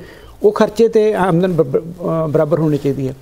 ਹੁਣ ਜੇ ਤੁਸੀਂ ਸਿਸਟਮ ਦੇ ਵਿੱਚ ਪ੍ਰੋਡਕਟਿਵ ਐਸੈਟਸ ਕ੍ਰੀਏਟ ਕਰਨੇ ਆ, ਹੈ ਨਾ, ਜਾਂ ਸਿਸਟਮ ਦੇ ਵਿੱਚ ਨਵੀਆਂ ਤੋਂ ਨਵੀਆਂ ਟੈਕਨੋਲੋਜੀਜ਼ ਲੈ ਕੇ ਆਉਣੀਆਂ ਜਿਹਦਾ ਲੌਂਗ ਟਰਮ ਦੇ ਵਿੱਚ ਚੱਲਣਗੀਆਂ ਤਾਂ ਉਹਨੂੰ ਅਸੀਂ ਕੈਪੀਟਲ ਐਕਸਪੈਂਡੀਚਰ ਦੇ ਰਾਹੀਂ ਮਤਲਬ ਕਿ ਕਰਦੇ ਹਾਂ ਜੀ। ਇਸ ਕਰਕੇ ਜਿਹੜਾ ਫਿਸਕਲ ਡੈਫਿਸਿਟ ਹੈ ਇਹ ਓਵਰਆਲ ਪਿਕਚਰ ਦਿੰਦਾ ਹੈ ਵੀ ਗਵਰਨਮੈਂਟ ਕੋਲ ਓਵਰਆਲ ਆਇਆ ਕੀ ਤੇ ਗਵਰਨਮੈਂਟ ਕੋਲ ਓਵਰਆਲ ਗਿਆ ਕੀ। ਇਹ 'ਚ ਸਾਰੇ ਤਰ੍ਹਾਂ ਦੀਆਂ ਰਿਸੀਪਟਸ ਆ ਗਈਆਂ ਤੇ ਸਾਰੇ ਤਰ੍ਹਾਂ ਦਾ ਐਕਸਪੈਂਡੀਚਰ ਆ ਗਿਆ। ਜਿਵੇਂ ਕਹਿੰਦਾ ਵੀ ਹਾਥੀ ਦੀ ਪੈੜ 'ਚ ਸਾਰੀਆਂ ਪੈੜਾਂ ਆ ਗਈਆਂ ਉੱਦਾਂ ਹੈਗਾ। ਇਸ ਕਰਕੇ ਇਹਨੂੰ ਜਦੋਂ ਅਸੀਂ ਡਿਫਾਈਨ ਕਰਦੇ ਹਾਂ ਇਹ it refers to the excess of overall expenditure over receipts. Capital ਵੀ ਰੈਵਨਿਊ ਵੀ ਕੈਪੀਟਲ ਐਕਸਪੈਂਡੀਚਰ ਵੀ ਰੈਵਨਿਊ ਐਕਸਪੈਂਡੀਚਰ ਸਾਰਾ ਕੁਛ ਇੱਕ ਜਗ੍ਹਾ ਤੇ ਇਕੱਠਾ ਕਰਕੇ ਜੀ। ਤੇ ਜੇ ਤੁਸੀਂ ਯੂਰਪੀਅਨ ਯੂਨੀਅਨ ਦੀ ਗੱਲ ਕਰੋ, ਜੇ ਉਹਨੇ ਕਿਸੇ ਕੰਟਰੀ ਨੇ ਮੈਂਬਰ ਬਣਨਾ ਤਾਂ ਉਹਨਾਂ ਨੇ 3% ਦਾ ਟਾਰਗੇਟ ਰੱਖਿਆ ਹੋਇਆ। 3% ਜਿਹੜਾ ਤੁਹਾਡਾ ਫਿਸਕਲ ਡੈਫਿਸਿਟ ਹੈ ਇਨਕਮ ਤੋਂ, ਸਟੇਟ ਇਨਕਮ ਤੋਂ ਜਾਂ ਨੈਸ਼ਨਲ ਇਨਕਮ ਤੋਂ ਵਧਣਾ ਨਹੀਂ ਚਾਹੀਦਾ। ਤੇ ਇਹ ਆਲਮੋਸਟ ਗਲੋਬਲ ਇੱਕ ਪੈਰਾਮੀਟਰ ਹੈ ਜੀ, ਕਿਉਂਕਿ ਪੰਜਾਬ ਗਵਰਨਮੈਂਟ ਦਾ ਵੀ ਇਹੀ ਲਾਹਾ ਹੁੰਦਾ ਵੀ ਇਹ 3% ਤੱਕ ਹੈ। ਸੈਂਟਰ ਗਵਰਨਮੈਂਟ ਦਾ ਵੀ ਇਹੀ ਲਾਹਾ ਹੁੰਦਾ। ਪੰਜਾਬ ਗਵਰਨਮੈਂਟ ਨੇ ਇੱਕ fiscal responsibility and budget management act 2003 'ਚ ਲਿਆਂਦਾ ਸੀ। ਉਹ 'ਚ ਇਹ ਟਾਰਗੇਟ ਫਿਕਸ ਕੀਤਾ ਗਿਆ ਸੀ ਵੀ ਇਟ ਸ਼ੁੱਡ ਨਾਟ ਐਕਸੀਡ 3% ਜੀ। ਤੇ ਹਰੇਕ ਕੰਟਰੀ ਦੀ ਕੋਸ਼ਿਸ਼ ਹੁੰਦੀ ਹੈ ਜਿਹੜਾ ਫਿਸਕਲ ਡੈਫਿਸਿਟ ਹੈ 3% ਤੋਂ ਨਾ ਵਧੇ। ਜੇ ਉਹ ਵੱਧ ਜਾਂਦਾ ਹੈ ਤਾਂ ਤੁਹਾਡਾ ਕੈਪੀਟਲ ਐਕਸਪੈਂਡੀਚਰ ਸਫਰ ਕਰਦਾ ਹੈ। ਜੇ ਕੈਪੀਟਲ ਐਕਸਪੈਂਡੀਚਰ ਸਫਰ ਕਰਦਾ ਹੈ ਤਾਂ ਤੁਹਾਡੀ ਡਿਵੈਲਪਮੈਂਟ ਸਫਰ ਕਰਦੀ ਹੈ। ਹਾਂ, ਇਸ ਕਰਕੇ 3% ਰਹਿਣਾ ਚਾਹੀਦਾ। ਪਰ ਅਨਫੋਰਚੂਨੇਟਲੀ ਐਟ ਪ੍ਰੈਜ਼ੈਂਟ ਸਾਡਾ ਇਹ 4.8 ਦੇ ਕਰੀਬ ਹੈ। ਇਹ ਕਿਉਂਕਿ ਥੋੜ੍ਹਾ ਜਿਹਾ ਕੋਵਿਡ ਕਰਕੇ ਵੀ ਹੈ, ਕੋਵਿਡ ਕਰਕੇ ਵੀ ਮਤਲਬ ਕਿ ਕੈਰੀ ਫਾਰਵਰਡ ਹੋਇਆ 4.8 ਹੈ ਤੇ 3 ਤੱਕ ਲਿਆਉਣਾ ਥੋੜ੍ਹੇ ਜਿਹੇ ਐਫਰਟਸ ਦੇ ਨਾਲ। ਪਹਿਲਾਂ ਰੈਵਨਿਊ ਨੂੰ ਡੈਫਿਸਿਟ ਨੂੰ ਕੰਟਰੋਲ ਕਰਨ, ਫਿਰ ਇੱਥੇ ਕੈਪੀਟਲ ਐਕਸਪੈਂਡੀਚਰ ਵੱਲ ਜ਼ਿਆਦਾ ਧਿਆਨ ਦੇਣ, ਇਹ ਮਤਲਬ ਕਿ ਕੰਟਰੋਲ ਹੋ ਸਕਦਾ ਜੀ। ਪ੍ਰੋਫੈਸਰ ਤੁਸੀਂ ਉੱਦਾਂ ਕਿਹਾ ਤਾਂ ਹੈਗਾ ਥੋੜ੍ਹੀ ਜਿਹੀ ਐਫਰਟਸ ਦੇ ਨਾਲ, ਬਟ ਆਫ ਕੋਰਸ ਜੋ ਰੈਮੇਡੀਜ਼ ਅਸੀਂ ਇੱਥੇ ਡਿਸਕਸ ਕਰਨ ਜਾ ਰਹੇ ਹਾਂ they will require a lot of effort and ਜਿੱਦਾਂ ਅਸੀਂ ਕਹਿੰਦੇ ਨਾ cross departmental collaboration ਕਿਸੇ ਇੱਕ ਖੇਤਰ ਦੇ ਵਿੱਚ ਨਹੀਂ ਇਹ ਹੋਣੀ, ਵੱਖ ਆਰਗੇਨਾਈਜੇਸ਼ਨਸ ਨੂੰ ਜਾਂ ਗਵਰਨਮੈਂਟ ਐਂਟੀਟੀਜ਼ ਨੂੰ ਰਲ ਕੇ ਕੰਮ ਕਰਨਾ ਪੈਣਾ। ਅਸੀਂ ਅਕਸਰ ਗੱਲ ਕਰਦੇ ਹਾਂ ਕਿ ਕਿਸੇ ਵੀ ਇੱਕ ਇੰਡੀਵਿਜੂਅਲ ਦੀ ਓਵਰਆਲ ਹੈਲਥ ਦਾ ਕੀ ਸਟੇਟਸ ਹੈ। ਜੋ ਤੁਸੀਂ ਹਰ ਸਾਲ ਡਾਕਟਰ ਕੋਲ ਜਾਂਦੇ ਹੋ, ਆਪ ਦਾ ਫਿਜ਼ੀਕਲ ਕਰਾਉਂਦੇ ਹੋ, ਡਾਕਟਰ ਤੁਹਾਨੂੰ ਦੱਸਦਾ ਕਿ ਓਵਰਆਲ ਗੁੱਡ ਹੈਲਥ ਜਾਂ ਇਨ ਏਰੀਆਜ਼ ਦੇ ਵਿੱਚ ਥੋੜ੍ਹਾ ਪਰਹੇਜ਼ ਕਰੋ, ਥੋੜ੍ਹੀ ਡਾਈਟ ਨੂੰ ਕੰਟਰੋਲ ਕਰੋ, ਇਹ ਕਰੋ ਉਹ ਕਰੋ। ਇਹਨੂੰ ਕਹਿੰਦੇ ਆ ਪ੍ਰੀਵੈਂਟੇਟਿਵ ਮੈਡੀਸਿਨ, ਕਿ ਤੁਸੀਂ ਕਿਸੇ ਸਮੱਸਿਆ ਨੂੰ ਖੜੇ ਹੋਣ ਤੋਂ ਪਹਿਲੇ ਹੀ ਐਡਰੈਸ ਕਰ ਰਹੇ ਹੋ। ਇਹੋ ਜਿਹੇ ਪ੍ਰੀਵੈਂਟੇਟਿਵ ਮੈਜਰਸ ਅਗਰ ਕਿਸੇ ਇਨਸਾਨ ਤੋਂ ਹਟ ਕੇ ਕਿਸੇ ਸਟੇਟ, ਕਿਸੇ ਸੂਬੇ, ਕਿਸੇ ਕੰਟਰੀ ਉੱਤੇ ਅਪਣਾਏ ਜਾਣ, ਖਾਸ ਕਰਕੇ ਜਦੋਂ ਅਸੀਂ ਪ੍ਰੀਵੈਂਟੇਟਿਵ ਦੀ ਗੱਲ ਕਰਦੇ ਹਾਂ ਜਾਂ ਪ੍ਰੋਐਕਟਿਵ, ਕਿ ਉਹ ਪ੍ਰੋਬਲਮ ਖੜੀ ਹੀ ਨਹੀਂ ਹੋਈ, ਉਸ ਤੋਂ ਪਹਿਲੇ ਹੀ ਤੁਸੀਂ ਉਹਦੀ ਰੈਮੇਡੀ ਤਿਆਰ ਰੱਖੀ ਹੋਈ ਹੈ, ਪ੍ਰੀਵੈਂਟ ਕਰ ਰਹੇ ਹੋ ਕਿ ਕਦੇ ਉਹ ਪ੍ਰੋਬਲਮ ਆਏ ਹੀ ਨਾ। ਅਨਫੋਰਚੂਨੇਟਲੀ ਜਦੋਂ ਅਸੀਂ ਪੰਜਾਬ ਦੀ ਬਜਟਿੰਗ ਜਾਂ ਕਰਜ਼ੇ ਜਾਂ ਫਿਸਕਲ ਹੈਲਥ ਦੀ ਗੱਲ ਕਰਦੇ ਹਾਂ, ਅਸੀਂ ਉੱਥੇ ਤੱਕ ਨਹੀਂ ਹਾਲੇ ਪਹੁੰਚੇ ਕਿ ਡਾਕਟਰ ਸਾਨੂੰ ਵੇਖ ਕੇ ਕਹੇ you are in overall good health. But ਇਹਦਾ ਇਹ ਮਤਲਬ ਨਹੀਂ ਅਸੀਂ ਉੱਥੇ ਪਹੁੰਚ ਨਹੀਂ ਸਕਦੇ। ਸਾਡੇ ਨਾਲ ਇੱਕ ਵਾਰੀ ਫਿਰ ਪ੍ਰੋਫੈਸਰ BS ਘੁੰਮਣ ਜੀ ਜੁੜੇ ਹੋਏ ਹਨ। ਪ੍ਰੋਫੈਸਰ, ਤੁਹਾਡਾ ਇੰਨੇ ਦਹਾਕਿਆਂ ਦਾ ਤਜਰਬਾ ਇਕਨੋਮਿਕਸ ਦੇ ਵਿੱਚ, ਤੁਹਾਡੀ ਵਾਈਸ ਚਾਂਸਲਰਸ਼ਿਪ ਪੰਜਾਬੀ ਯੂਨੀਵਰਸਿਟੀ ਦੇ ਵਿੱਚ, ਤੁਹਾਡੀ ਔਨਗੋਇੰਗ ਕਨਵਰਸੇਸ਼ਨਸ, ਭਾਵੇਂ ਉਹ ਫਾਈਨੈਂਸ ਮਿਨਿਸਟਰ ਹੋਏ, ਭਾਵੇਂ ਜਿਨ ਵੱਖ-ਵੱਖ ਕਮੇਟੀਜ਼ ਦੇ ਵਿੱਚ ਤੁਸੀਂ ਸ਼ਾਮਿਲ ਹੋ, ਉਹਨਾਂ ਦੇ ਵਿੱਚ ਜੋ ਡਿਸਕਸ਼ਨਸ ਤੁਸੀਂ ਵੇਖ ਰਹੇ ਹੋ, just to bring back the conversation one time, overall Punjab ਦੀ ਫਿਸਕਲ ਹੈਲਥ ਦਾ ਕੀ ਸਟੇਟਸ ਹੈ? ਅਗਰ ਅੱਜ ਪੰਜਾਬ ਕਿਸੇ ਫਿਸਕਲ ਡਾਕਟਰ ਕੋਲ ਜਾਏ ਫਿਜ਼ੀਕਲ ਲਈ, ਕੀ ਉਹਨਾਂ ਨੂੰ ਦੱਸਿਆ ਜਾਏਗਾ? ਕੀ ਮੈਡੀਸਿਨ ਦੱਸੇਗਾ? ਕੀ ਮੈਡੀਸਿਨ? ਹਾਂਜੀ, ਓਕੇ। ਪਹਿਲਾਂ ਤਾਂ ਤੁਸੀਂ ਬਹੁਤ ਚੰਗੇ ਢੰਗ ਨਾਲ ਇਹਨੂੰ ਇੱਕ ਪਰਸਪੈਕਟਿਵ ਦੇ ਵਿੱਚ ਰੱਖਿਆ ਵੀ ਜੇ ਸਾਡੀ ਫਿਜ਼ੀਕਲ ਹੈਲਥ ਇੰਨੀ ਵਧੀਆ ਨਹੀਂ, ਅਸੀਂ ਆਪਟੀਮਿਸਟਿਕ ਹਾਂ ਇਹ ਵਧੀਆ ਹੋ ਸਕਦੀ ਹੈ। ਕਿਉਂਕਿ ਮੈਂ ਜਦੋਂ ਆਪਣੀ ਇਨਫੋਰਮਲ ਡਿਸਕਸ਼ਨ ਹੋ ਰਹੀ ਸੀ, ਮੈਂ ਕਿਹਾ ਸੀ ਵੀ ਜੇ ਕ੍ਰਾਈਸਿਸ ਜਾਂਦੇ ਤਾਂ ਕ੍ਰਾਈਸਿਸ 'ਚੋਂ ਨਿਕਲ ਵੀ ਆਉਂਦੇ। ਸਾਨੂੰ ਵੱਡਾ ਕ੍ਰਾਈਸਿਸ ਸਾਨੂੰ ਉਦੋਂ ਆਇਆ ਸੀ ਜਦੋਂ ਪਾਰਟੀਸ਼ਨ ਹੋਈ ਸੀ ਕੰਟਰੀ ਦੀ, ਅਤੇ ਪੰਜਾਬ ਨੇ ਬਹੁਤ ਜ਼ਿਆਦਾ ਸੰਤਾਪ ਹੋ ਗਿਆ ਸੀ। ਪਰ ਪੰਜਾਬ ਉਹ ਤੋਂ ਬਾਹਰ ਉੱਭਰ ਆਇਆ ਵੀ ਜੇ ਅਸੀਂ ਐਡੇ ਵੱਡੇ ਕ੍ਰਾਈਸਿਸ ਨੂੰ, ਕਿੰਨੀ ਪਾਪੂਲੇਸ਼ਨ ਡਿਸਪਲੇਸ ਹੋਈ, ਉਹਨੂੰ ਅਸੀਂ ਉਹ ਕੀਤਾ, ਮੈਨੇਜ ਕੀਤਾ ਅਤੇ ਉਹਨੂੰ ਪ੍ਰੋਡਕਟਿਵ ਬਣਾਇਆ। ਇਸ ਕਰਕੇ ਕੋਈ ਵੀ ਕ੍ਰਾਈਸਿਸ ਪਰਮਾਨੈਂਟ ਨਹੀਂ ਹੁੰਦਾ, ਪ੍ਰੋਵਾਈਡਡ ਤੁਸੀਂ ਉਹਨੂੰ ਕਿਸ ਪਰਸਪੈਕਟਿਵ ਨਾਲ ਦੇਖਦੇ ਹੋ, ਹਾਫ ਗਲਾਸ ਫੁੱਲ ਹੈ ਜਾਂ ਹਾਫ ਗਲਾਸ ਐਮਟੀ ਹੈ। ਅਸੀਂ ਉਹਨੂੰ ਹਾਫ ਗਲਾਸ ਫੁੱਲ ਦੇ ਪਰਸਪੈਕਟਿਵ ਨਾਲ ਦੇਖਣ ਦੀ ਕੋਸ਼ਿਸ਼ ਕਰਾਂਗੇ। ਪਰ ਇਸ ਦਲਦਲ 'ਚੋਂ ਪੰਜਾਬ ਨੂੰ ਬਾਹਰ ਕੱਢਣ ਲਈ ਥੋੜ੍ਹੇ ਜਿਹੇ ਅਨਪਾਪੂਲਰ, ਹਾਰਡ ਅਤੇ ਪੇਨਫੁਲ ਡਿਸੀਜਨ ਲੈਣੇ ਪੈਣੇ ਆ। ਇਹ ਮਤਲਬ ਕਿ ਤੁਸੀਂ ਕਹੋ ਵੀ ਸਾਰੇ ਸਿਟੀਜ਼ਨ ਨੂੰ ਖੁਸ਼ ਵੀ ਰੱਖੀਏ ਅਤੇ ਨਾਲ ਦੀ ਨਾਲ ਇਹਦਾ ਹੱਲ ਵੀ ਨਿਕਲ ਆਵੇ, ਉਹ ਨਹੀਂ। मतलब कि जे तुसी ओदी मतलब कि ऑपरेशन करना है तो थोड़ा जा उन्होंने कष्ट शरीर नूं देना पएगा। इस करके थोड़ा थोड़ा जिन्ना शरीर तुहाडी सह सकदा है उन्ना गवर्नमेंट नूं डिसीजन लेने चाहिए भी ताकि थोड़ा थोड़ा पैसा गवर्नमेंट कोले आंदा रहे। भी जे अज गवर्नमेंट ने पब्लिक डैट नूं हैंडल करना है, जे अज गवर्नमेंट ने रेवेन्यू डेफिसिट नूं हैंडल करना है, जे अज गवर्नमेंट ने फिजिकल डेफिसिट नूं विदिन प्रिस्क्राइब्ड लिमिट च लैना आना पैना तो उन्होंने काफ़ी पेंडा कवर करना पएगा, काफ़ी डिस्टेंस कवर करना पएगा।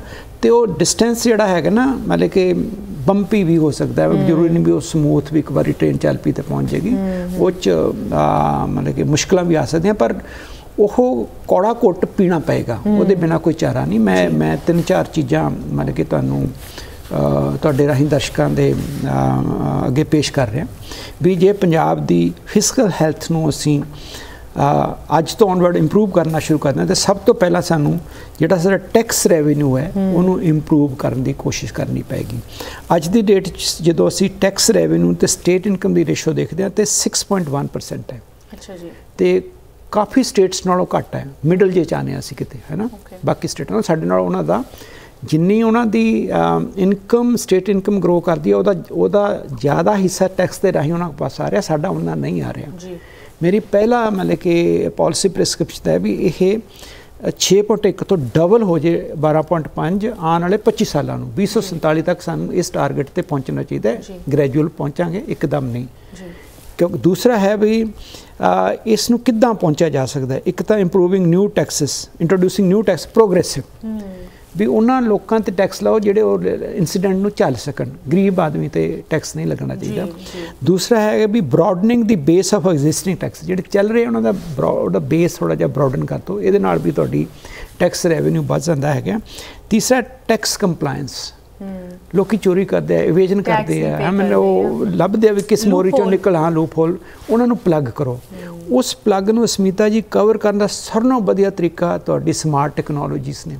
इत्थे AI नूं वरतो, हाँ जी, इत्थे बाकी चीज़ां नूं वरतो है ना, मतलब कि उन्होंने वरतों च लियाओ, इत्थे वो दस्से तुहानूं भी कित्थे मतलब कि इस करके उन्होंने डिजिटल टैक्नोलॉजी ते स्मार्ट टैक्नोलॉजी का मैक्सिमम यूज़ फाइनांस मिनिस्टर साहब नूं टैक्स कंप्लायंस के संदर्भ दे विच वरतना चाहिए। मशीन काम करे, बिल्कुल इंडिविजुअल तो कई बार ब्राइब हो जाते, मशीन का कोई ब्राइब नहीं कर सकता। इस करके सानू इस टैक्नोलॉजी का लाहा उत्थे लेना चाहिए जिथे सानू फायदा हो सकता है। एक तो ये सीगा।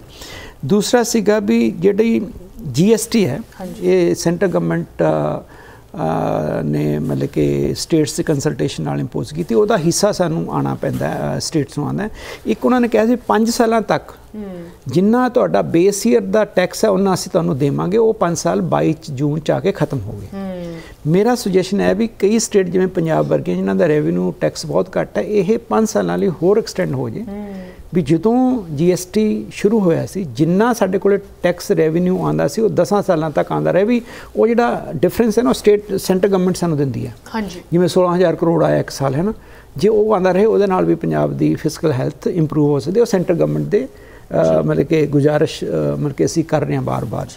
नैक्सट है भी extension this improving non tax revenue. Non tax revenue वाल असीं ध्यान नहीं दिंदे, सारा जोर उन्हां दा नॉन टैक्स रेवेन्यू दे विच की है यूजर चार्जिस। हाँ जी, उन्हें टच ही नहीं करते, उन्होंने टच करो सारे उन्होंने वरतते हैं। हाँ वरतन नाल तुहानूं बहुत ज़्यादा बन के हो जाता है। फिर पब्लिक सैक्टर अंडरटेकिंग नूं असीं टोटली चैप्टर क्लोज करते हैं भी पहला किसी वेले मिल्चिंग काओ सीगे ना वो काओ बुढ़ी हो गई है तो सानूं कोई लोड़ नहीं हैगी, उन्हें बंद करते असीं उन्होंने रिवाइव करने की लोड़ है। डिसइन्वेस्टमेंट कर दो, हाँ जी, जे मतलब कि नहीं चलते तो डिसइन्वेस्टमेंट कर दो। एक एसेट मोनेटाइजेशन गवर्नमेंट के बहुत ज़्यादा एसेट पे है, हाँ जी, वो पता नहीं कित्थे पे है, उन्हों की लोकेशन करो। तुहाडियां मतलब कि टैक्नोलॉजी बहुत अच्छियां हैगियां सैटेलाइट राही या जिवें मर्जी तुसीं उन्होंने यूज़ करके उन्होंने मतलब कि उन्होंने एसेट्स नूं मोनेटाइज करो, उहदे नाल भी बहुत फर्क पै सकदा है। उस तो बाद है भी जिहड़ा अपना एक होर जो मैं तुहाडे सामने रख सकदा वो है कंटेनिंग कमिटेड एक्सपेंडिचर। मैं तुहानूं कहा सी बहुत ज़्यादा वो है खर्चा 90% चला जाता जैसे पावर सबसिडी विच पा ली उहदे विच। अच्छा जी, सिर्फ 10 रुपए गवर्नमेंट को बचते हैं 10 रुपये ਨਾਲ ਕੀ ਕਰ ਲੂਗੀ ਗਵਰਨਮੈਂਟ? ਉਹਨੂੰ ਘੱਟੋ ਘੱਟ ਇੰਨਾ ਘਟਾ ਕੇ 60% ਆਵੇ ਤੇ 40% ਗਵਰਨਮੈਂਟ ਕੋਲੇ ਡਿਵੈਲਪਮੈਂਟ ਲਈ ਪੈਸੇ ਬਚਣ। ਉਹ ਹੋ ਸਕਦਾ ਹੈ ਸਬਸਿਡੀ ਨੂੰ ਮਤਲਬ ਕਿ ਰੈਸ਼ਨਲਾਈਜ਼ ਕਰਕੇ। ਕੈਪੀਟਲ ਬਜਟ ਜਿਹਦੀ ਮੈਂ ਗੱਲ ਕੀਤੀ ਜਿਹਦੇ ਨਾਲ ਪ੍ਰੋਡਕਟ ਬੇਸ ਇਕਨੋਮੀ ਦਾ ਵੱਧਦਾ ਉਹ ਅੱਜ 6% ਹੈ, ਉਹ ਵਧਾ ਕੇ 20-25% ਕਰ ਦੇਣਾ ਚਾਹੀਦਾ ਹੈ ਅਪ ਟੂ 2047। ਜੇ ਬੇਸ ਬਣੇਗਾ प्रोडक्टिव बेस बनेगा ताइयों कल नूं सानूं उहदे विचों पैसा आएगा ना। जे फार्मर ने ट्रैक्टर लिया ताइयों पैसा आएगा, जे ट्यूबवैल लिया ताइयों पैसा आएगा। इस करके उधर भी सानूं जाना चाहिए। फिस्कल डेफिसिट मैं तुहानूं कहा 3% करना चाहिए। पब्लिक डैट 32.5 ते आ जाना चाहिए जो कि हुण 50% है। तो एक बेसफुल एक्सपेंडिचर रैपीटेटिव एक्सपेंडिचर जिहड़ा अनप्रोडक्टिव है उन्होंने मतलब कि छांट के बाहर कढ़ देना चाहिए। जिवें जिवें फसल दे विच बीड्स आ जाते हैं उन्होंने असीं बाहर कढ़दे हैं। वो जिहड़े खर्चे वेस्टफुल ने अनप्रोडक्टिव ने वो एक जीरो बेस बजटिंग है, उहदे राहीं वो निकल सकते हैं। एंड फाइनल जे असीं फिस्कल एफिशिएंसी लैनी बहुत जरूरी है। पैसा खर्चना इज़ नॉट इनफ। वो पैसा इस तरीके नाल खर्चा जाए मैक्सिमम रिटर्न देवे सानूं। इस करके पंजाब गवर्नमेंट नूं आउटकम बेस्ड बजट बनाना चाहिए भी मैं 1 रुपया खर्च रहा उहदा रिजल्ट की आएगा। 2 रुपए खर्च रहे उहदा रिजल्ट की है अगले साल वो रिजल्ट लोगों के अगे रखो भी मैं एजुकेशन नूं इन्ने दिते सी उदों मैं ये सोचा सी भी आ होएगा पर आ होया आ रह गया है ना जां हो गया। मतलब कि जे तुसीं अपने आप नूं किसी टारगेट दे नाल लिंक कर लोगे आउटकम की होएगा उहदे नाल लिंक कर लोगे मेरे ख्याल है तुसीं एफिशिएंसी भी सिस्टम दे विच लिया सकदे हो। प्रोफैसर इत्थे अगर असी once again best case scenario assume करना होए कि इस अगर असी इन रेमेडीज़ नू फॉलो करिए भावें जिन्ना मर्जी टाइम लगे इज़ देयर एन अपॉर्चुनिटी कि इन सारी चीज़ों नू करदे होए अनएम्प्लॉयमेंट ते भी फर्क पै सकदा है? जस्ट सिंपली स्पीकिंग जो तुसी कह रहे हो कि इन्नी ज़्यादा एरियाज़ दे विच मैन पावर यूज़ की जा सकती है भावें वो अनयूटिलाइज रिसोर्सिस नू लभ के उन्होंने डी इन्वेस्टमेंट करने या जो भी तुसी वक्-वक् सजैशनस कीतियां अगर इन्होंने इंप्लीमेंट करने वर्क फोर्स होर हायर की जाए कि वह डबल फायदा हो सकता है। खास करके जो असी बेरोज़गारी की ओवरऑल गल करते हैं फिस्कल प्रूडेंस इस अनएम्प्लॉयमेंट के एरिया दे विच भी फर्क लैके आ सकती है। आ सकती है क्योंकि मैं शुरू दे विच जदों आपां ओपनिंग रिमार्क्स शुरू कीते सी मैं उदों ये कहा सी भी जिहड़ा ये बजट है ना ये सिर्फ सरकार दे मतलब कि आमदन ते खर्चों का लेखा जोखा नहीं हैगा। एक अपॉर्चुनिटी हुंदी है सरकार दे सामने हरेक साल finance minister with the approval of cabinet including chief minister लोगों अगे पेश करते हैं भी इस अपॉर्चुनिटी नूं तुसीं प्रोडक्टिव जॉब क्रिएट करने नाल भी बना सकते हो भी तुसीं आइडेंटिफाई करो भी आ सैक्टर ने जिन्हां च जॉब पोटेंशियल है उन्होंने इंसेंटिवाइज करो उन्होंने सबसिडी दिओ उन्होंने टैक्स हॉलीडेज दिओ जी आपां नूं लगदा भी इस फूड प्रोसैसिंग दे विच सानूं लगदा भी पंजाबी यूथ रूरल यूथ जा सकदा है ओनर भी बन सकदा है इंप्लॉय भी बन सकदा है तो उन्होंने सबसिडी दिओ उन्होंने इंसेंटिवाइज करो 5 साल कहो भी कोई टैक्स की लोड़ नहीं हैगी तो तुसीं ये स्टार्ट करो धंधा स्टार्ट करो स्टार्टअप नूं तुसीं हलाशेरी दिओ भी 5 साल तक असीं तुहानूं आह फैसिलिटीज़ गवर्नमेंट देगी स्टार्टअप हब बना के उत्थे लैट दैम गो प्लग करन ते अपना काम शुरू कर देन। ये हो सकता है एंटरप्रेन्योर जिहड़े नवें एंटरप्रेन्योर ने वो आके उन्होंने कहो भी जे तुसीं कोई फैक्ट्री शुरू करनी है ईवन एग्री बिजनेस कोई जरूरी नहीं भी तुसीं वो एग्री बिजनेस एग्रीकल्चर दे विच ह्यूज पोटेंशियल है हुण क्योंकि we are a global economy now मतलब कि जे मतलब कि नीदरलैंड हॉलैंड दे विच सारे फुल जाके मार्केट होंदे हैं तो पंजाब दे विच भी कोई इदां दा निश एरिया बन सकदा है भी मार्केट ही वर्ल्ड दी पंजाब वल आ जाए उदां दा भी असीं कुछ हलाशेरी कर सकते। मेरा मतलब फाइनेंस मिनिस्टर साहब नूं इस गल नाल बजट नूं लिंक करना चाहिए भी मैं आने वाले इन्ने सालों इन्नी इंप्लॉयमेंट जनरेट करांगा तौर तरीके लभ जाते हैं वो मतलब कि मेरा मतलब है भी जे इंप्लॉयमेंट जनरेट करोगे फिर जनरेटेड इंप्लॉयमेंट ने तुहानूं रेवेन्यू देना है। हाँ जी वो रेवेन्यू नूं फिर तुसीं अपने मतलब कि डिस्कशन ते बस एट द सेम टाइम जो लाइबिलिटीज़ किसी भी स्टेट उत्ते हुंदियां उन्हां नूं खत्म कर रहा भावें अनएम्प्लॉयमेंट दी होए क्राइम दी होए नशियां दी होए so there are so many opportunities here. Professor Ghuman ji सानू अक्सर मौका नहीं मिलता खास करके जो पंजाब की गल उठती है या पंजाब के कर्जियां की या होर वक्रे मुद्दों की कि असी एक पॉजिटिव तरीके नाल इन्हां नूं वेखीए। अज तुहाडी इस डिस्कशन दे विच साडा तुहाडे सुझाव सुन के साडा भी हौसला वधदा है कि नहीं ਗੋਲ ਅਗਰ ਕਲੀਅਰ ਹੋਏ, ਰੋਡ ਮੈਪ ਤੁਹਾਡਾ ਚੇਂਜ ਹੋ ਸਕਦਾ, ਲੇਕਿਨ ਗੋਲ ਦੇ ਨਾਲ ਸ਼ੁਰੂਆਤ ਕਰਨੀ ਚਾਹੀਦੀ ਹੈ। ਐਂਡ ਗੋਲਸ ਖਾਸ ਕਰਕੇ ਜਦੋਂ ਪੰਜਾਬ ਦੇ ਇਨ ਏਰੀਆਜ਼ ਦੀ ਗੱਲ ਆਉਂਦੀ ਹੈ, ਨੰਬਰਸ ਅਤੇ ਸਾਇੰਸ ਡੇਟਾ ਦੇ ਨਾਲ ਜੁੜੇ ਹੋਣੇ ਚਾਹੀਦੇ ਹੈ। We covered so much information ਇਹ ਸਪੈਸ਼ਲ ਸੀਰੀਜ਼ ਦੇ ਵਿੱਚ। ਅਗਰ ਤੁਸੀਂ ਖਾਸ ਕਰਕੇ ਅੱਜ ਦੇ ਐਪੀਸੋਡ ਨੂੰ ਲੈ ਕੇ ਸਾਡੇ ਲਈ ਜਾਂ ਪ੍ਰੋਫੈਸਰ ਘੁੰਮਣ ਜੀ ਲਈ ਕੋਈ ਵੀ ਕੁਐਸਚਨਸ, ਕਮੈਂਟਸ, ਕੰਸਰਨਸ ਰੱਖਣਾ ਚਾਹੁੰਦੇ ਹੋ, ਜ਼ਰੂਰ ਸਾਨੂੰ ਤੁਸੀਂ ਲਿਖ ਸਕਦੇ ਹੋ info@justbroadcasting.com, ashmita@justbroadcasting.com। and Professor ਘੁੰਮਣ ਜੀ, last but not least, thank you so much। ਉਮੀਦ ਰੱਖਦੇ ਹਾਂ ਤੁਸੀਂ ਫਿਰ ਆ ਕੇ ਸਾਡੇ ਨਾਲ। ਬਹੁਤ ਬਹੁਤ ਸ਼ੁਕਰੀਆ, ਬਹੁਤ ਬਹੁਤ ਥੈਂਕਸ, ਅਥਾਹ ਥੈਂਕਸ, ਅਤੀ ਥੈਂਕਸ। ਬਹੁਤ ਅੱਛਾ ਲੱਗਿਆ ਮੈਨੂੰ ਜਸ ਪੰਜਾਬੀ ਦੇ ਦਰਸ਼ਕਾਂ ਨਾਲ। ਪਹਿਲੀ ਵਾਰ ਮੇਰਾ ਇੰਟਰੈਕਸ਼ਨ ਹੈਗਾ। ਮੈਂ ਇੰਡੀਆ ਜਾ ਕੇ ਕਮਿਟਮੈਂਟ ਕੀਤੀ, ਉੱਥੇ ਵੀ ਕਰਾਂਗਾ। ਬਿਲਕੁਲ ਬਿਲਕੁਲ ਪ੍ਰੋਫੈਸਰ ਜੀ, ਹੁਣ ਤੁਸੀਂ ਸਾਡੇ ਨਾਲ ਜ਼ਰੂਰ ਫਿਰ ਆ ਕੇ ਜੁੜੋ ਇਸ ਪ੍ਰੋਗਰਾਮ ਦੇ ਵਿੱਚ, ਹੋਰ ਪ੍ਰੋਗਰਾਮਾਂ ਦੇ ਵਿੱਚ। ਬਟ ਨੋ ਡਾਊਟ ਜੋ ਤੁਹਾਡੀ ਇਹ ਤੁਹਾਡੀ ਜ਼ਿੰਦਗੀ ਦੀ ਕਮਾਈ ਹੈ, ਤੁਸੀਂ ਸਾਡੇ ਨਾਲ ਸਾਂਝੀ ਕੀਤੀ। We appreciate your time as always. ਬੜੀ ਖੁਸ਼ੀ ਹੋਏਗੀ ਜੇ ਕਿਸੇ ਪਾਸੇ ਲੱਗ ਜੇ ਜੀ। ਨਹੀਂ, ਉਮੀਦ ਕਰਦੇ ਹਾਂ ਤੁਹਾਡੇ ਵਰਗੇ ਅਗਰ ਲੱਗੇ ਰਹਿਣਗੇ ਤੇ ਜ਼ਰੂਰ ਇਹੋ ਜਿਹੀ ਪ੍ਰੈਕਟਿਸਿਸ ਇੰਪਲੀਮੈਂਟ ਕੀਤੀਆਂ ਜਾਣਗੀਆਂ। ਐਂਡ ਅਸੀਂ, ਸਾਡਾ ਫਰਜ਼ ਹੈ ਕਿ ਉਹਨਾਂ ਨੂੰ ਅਕਾਊਂਟੇਬਲ ਰੱਖਣਾ, ਜਿਨ੍ਹਾਂ ਦੀ ਜ਼ਿੰਮੇਵਾਰੀ ਬਣਦੀ ਹੈ ਇਨ ਚੀਜ਼ਾਂ ਨੂੰ ਇੰਪਲੀਮੈਂਟ ਕਰਨਾ। Science, data, information, research provide ਕਰਨ ਲਈ ਤੁਹਾਡੇ ਵਰਗੇ ਸਾਡੇ ਨਾਲ ਜੁੜਦੇ ਹੈ। We appreciate that. Have a good rest of your evening professor Ghuman. ਸਤਿ ਸ੍ਰੀ ਅਕਾਲ।